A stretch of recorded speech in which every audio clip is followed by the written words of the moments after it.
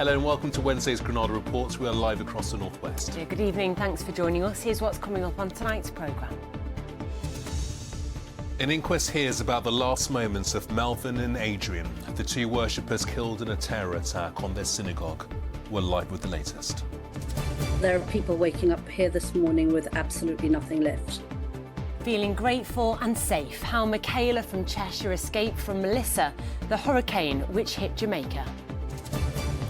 They made history in Manchester, the post-war event which had such a massive impact on independence in Africa.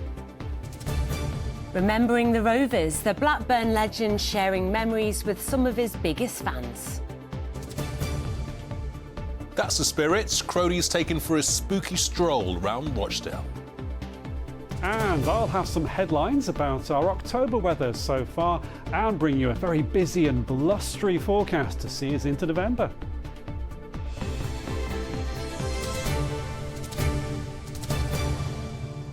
So please do stay with us. But first tonight, an inquest been told about the horrific events which unfolded at a Manchester synagogue as an armed terrorist launched a deadly attack. Well, 2 men were killed in that attack earlier this month. As we know, it left the Jewish community in North Manchester, said to be the largest outside London, fearing for their safety. Our reporter Jennifer Buck was at the hearing. And Jennifer, this hearing has started the inquest process. Yes, that's right. Today was really all about hearing more details about the deaths of Melvin Kravitz and Adrian Dolby as they came to worship on Yom Kippur. That's one of the most holy days in the Jewish calendar before a terror attack unfolded at their synagogue in Crumpsall. Now, we heard the Chief Coroner today as she opened proceedings. She passed on her sincere condolences to the family and the friends of both men who were here in court today to hear the evidence. We heard from the senior detective at Greater Manchester Police who described how Jihad al-Shami drove at worshippers at Heaton Park Hebrew congregation on the 2nd of October. The car narrowly missed Mr. Kravitz, but al-Shami got out of the car holding a knife, and he used the knife and made what was described as upward stabbing motions at his head, neck and upper torso. A provisional cause of death was given as multiple stab wounds. We then heard that after targeting people outside, al-Shami tried to get inside the synagogue, and we heard how the second victim, 53-year-old Adrian Dolby, was one of the congregation to stand up and try and barricade the doors. He held the door shut against al-Shami for around 2 minutes. Al-Shami was wearing a fake suicide vest and trying to force his way in. Now, Mr. Dolby has been described as a quiet hero for his actions that day, but we heard today from the superintendent that he was hit by a single stray or possibly a deflected bullet from a firearms officer. The provisional cause of death was given as a single gunshot wound to his chest. So, Jennifer, what happens now? Well, this was just the opening of the inquest, and proceedings have been adjourned now for an inquest review that will be held back here in February. Now, when the full inquest opens, the coroner will call witnesses and ask questions of those witnesses to try and determine how and why these men died. Now, the police are still appealing for witnesses to come forward about that attack at the synagogue on October the 2nd as they still try and work out exactly what happened, and the police counter-terror investigation is ongoing. And I should also say that the inquest into the death of Jihad al-Shami will be held here at the same coroner's court in Manchester on Friday. Jennifer in Manchester, thank you. Well, next tonight, to Hurricane Melissa that's caused major destruction on the Caribbean island of Jamaica. As these images show, it's been a worrying time for many people in our region, with family and friends there who've been struggling to make contact with them because so much of the island's power is down. Well, luckily, we've been able to contact one Northwest expat, Michaela Menezes, who left her home in Bowden in Cheshire to live in Jamaica 14 years ago. She's been sheltering in a hotel not far from her home in the capital, Kingston. I spoke to Michaela a short time ago and I asked her how she was bearing up. I am waking up this morning very grateful that we are here, but very prepared to deal with utter carnage that faces the island. I live in Kingston, which is in a much better position than probably 90% of the island. But there are people waking up here this morning with absolutely nothing left. Tell me what the last 48 hours or so have been like. Goodness, well, the storm kicked in at 12:30 at night, my time. It was absolutely terrifying. We didn't know if the windows were going to implode. We didn't know if the roof of, the buildings around us would blow off. It was very, very scary. It lasted until, we got the notification that the storm had officially left the island. I think it was late afternoon, but then we faced the tail ends of the storm until around 11 p.m. last night. I've woken up this morning to beautiful sunshine outside, but also the newspaper headline that the island has been completely ravaged, and we really are in a state of, a real emergency with carnage and devastation and destruction absolutely everywhere. And you also lived in Montego Bay for a number of years. It is the fourth most populous urban area in the country. It's been badly affected. Yes. I mean, do you still have friends and family who are there? And if so, how are they? I can't reach them. Phone networks are down. People are therefore without power, so they've not been able to charge their devices even if they could. I hear that there is a lot of devastation and destruction. I did see social media feeds last night where people were circulating videos of their homes, their cars, their boats, whatever it might be, destroyed. And then, of course, in the communities, particularly the garrison communities, many have been completely devastated. And can you describe to me, Michaela, what it's really like living through a hurricane like Melissa? I hadn't experienced it before. The first I heard was at the end of last week. We were told that a tropical storm was approaching the island. We then got notification that it might be a hurricane. I was fully prepared to ride it out at my house, but then I got notification on Friday, that it was going to be a Category 5 hurricane.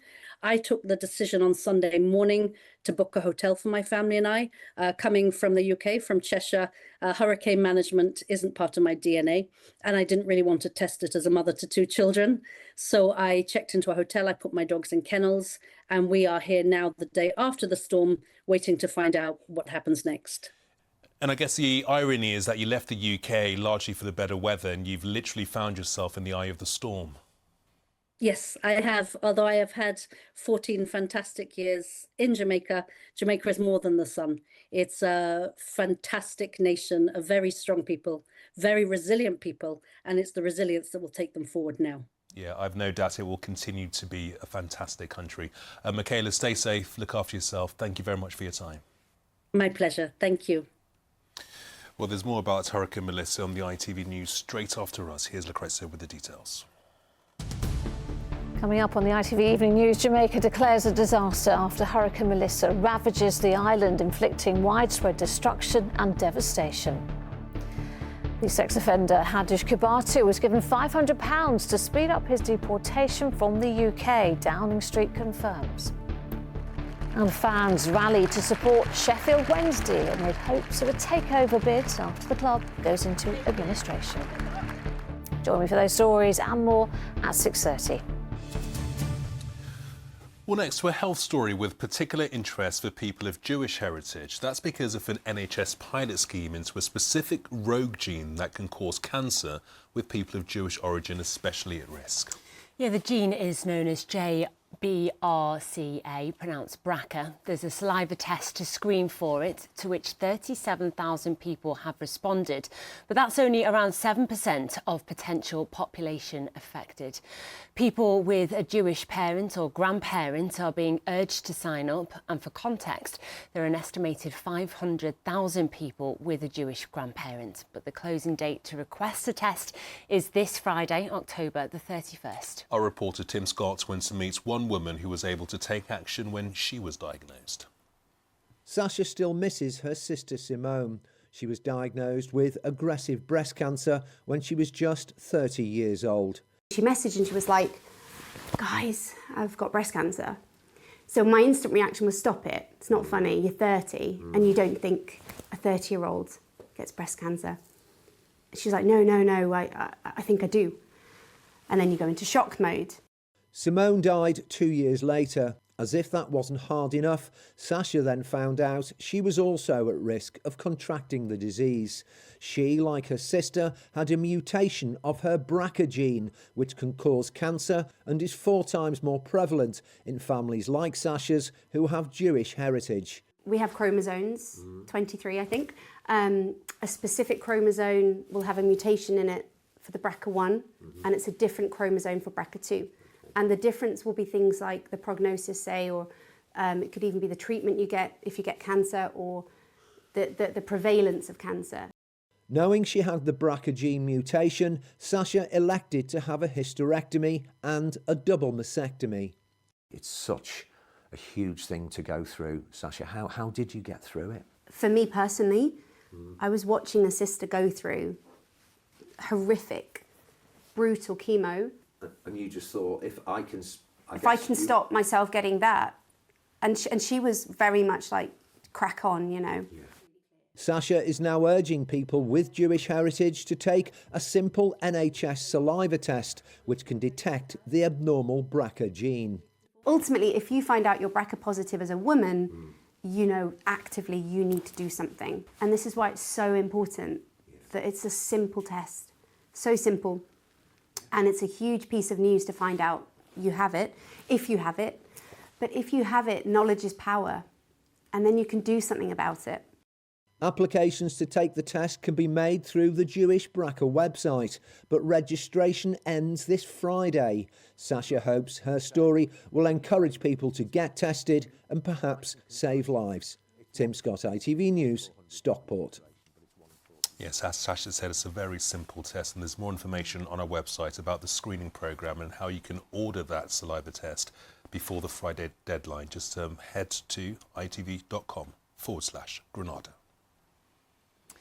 Well, next to a very special moment in the history of Manchester that most of the city's people probably didn't even know was happening at the time. It was the 5th Pan-African Congress held in October 1945 in a building that's now part of the city's Metropolitan University. Well, for the African countries represented there, it was massive because it proved to be the springboard for a number of those countries to fight for independence from colonial rule. Our reporter Jamal Williams-Thomas has more. Oxford Road, home of All Saints campus, but 80 years ago it was the home of a radical event that changed the course of African and world history. The Pan-African Congress was about to hold its 5th edition, and it was decided that none other than Manchester would be the host city. W.E.B. Du Bois was one of the originators of the Pan-African Congress, and it was in places like Paris and so on. So it was quite nice to what I call a people's venue, a people's location, to have it in Manchester, working with people on the ground like Len Johnson, like Kath Locke and so on.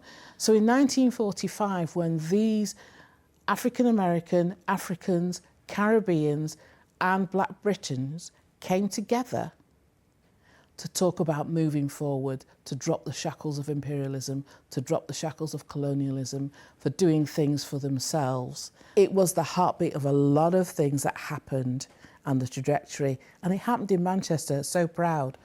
The Congress was held here over 6 days. It was attended by then future President of Malawi, Hastings Banda, the future President of Ghana, Kwame Nkrumah, and the future President of Kenya, Jomo Kenyatta. There's a photograph here of the delegation. What there isn't is the 2 key women in the photograph, which is Amy Ashford Garvey and Alma Veronique Labardi. They're not there.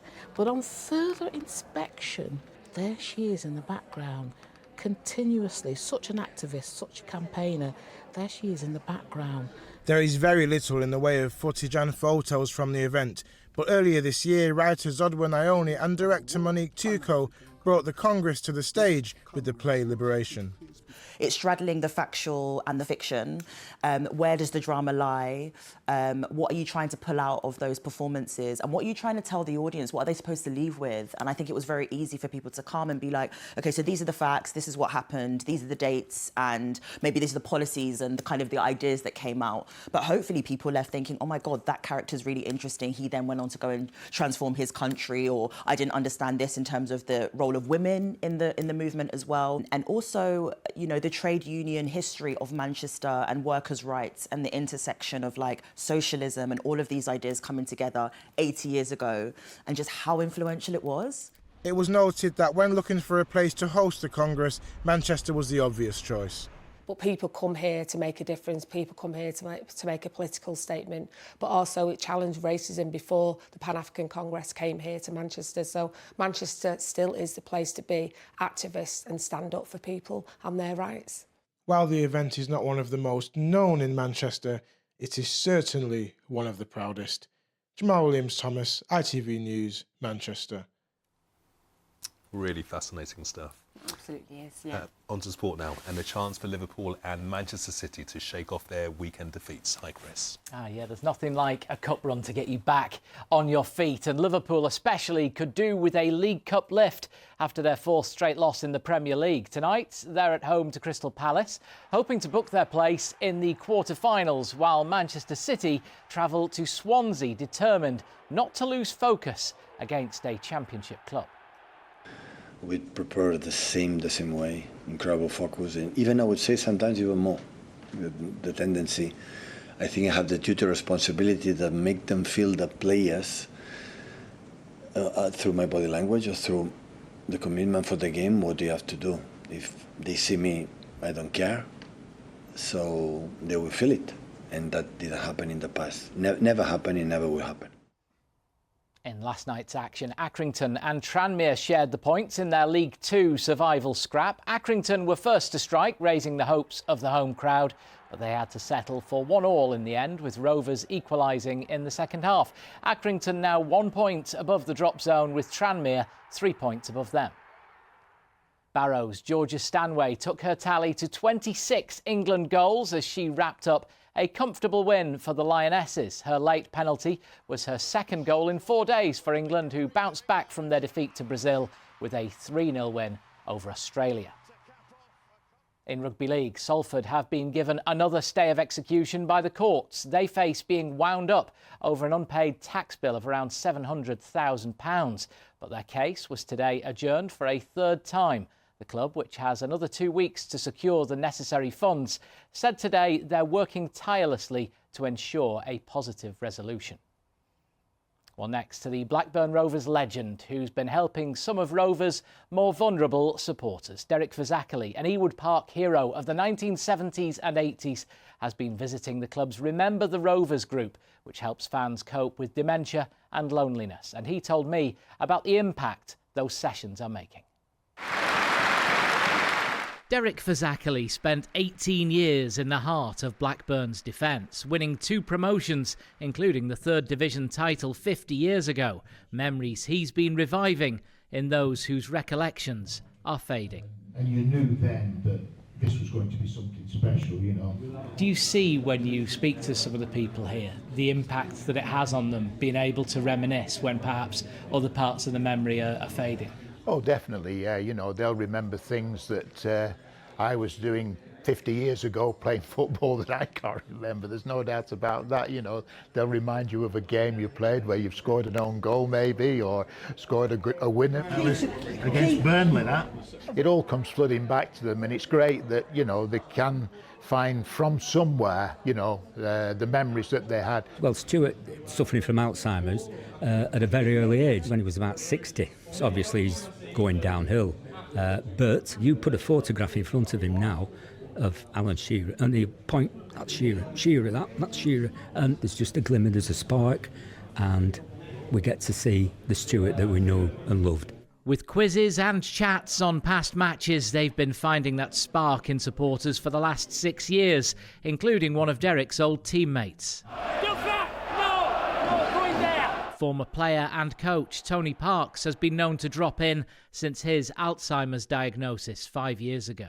It's something that we're still a little bit in the dark about, but certainly there seems to be a connection between the two, heading the ball and loss of memory and Alzheimer's. You do hear of, obviously, the people that you played with, ex-colleagues and stuff like that, who suffered from it. So to do things like this, you know, if it can help, then fantastic. Remember the Rovers doesn't just help those with dementia, it combats loneliness too, with fans bonding over away trips and even visits to the training ground. So we've had participants who come down who stopped going to games because maybe they went with their husband and wife who they maybe lost. And now they go to these games with people that they've met at the group. Well, I just lost my wife not so long back, so that was an ideal thing for me to go out and socialise, because I knew she wanted me to go and do that. And it brought me out, and it's so friendly. My husband passed away 13 years ago now, and this was something that could make sure that I had company at times. That 1975 season that they were talking about meant an awful lot to me because I got married that year. Yeah, just a fantastic memory, and Faz was a great part of that team. And now he's on their team. His new goal, to help supporters feel supported. Chris Hall, ITV News, Blackburn. Yeah, well done to Derek for getting behind that. Such a great initiative. Yeah, such a lovely idea, isn't it? And are you all ready for Halloween? You're out trick-or-treating this Friday? Well, I tend to sort of close all the curtains and switch all the lights off and try and avoid all of the festivities completely. Oh, bah humbug. I don't buy that. I don't buy that for 1 second. Chris, thank you. Well, Halloween is just round the corner, so we thought we'd get into the spirit of things on Granada Reports by meeting another of our region's lovely, quirky characters. Yeah, he's Colin Meredith, and he leads regular ghost walks around Rochdale as he guides visitors through the town's haunted history. Paul Crone joined Colin for a spooky walk around Rochdale. Be afraid. Be very afraid.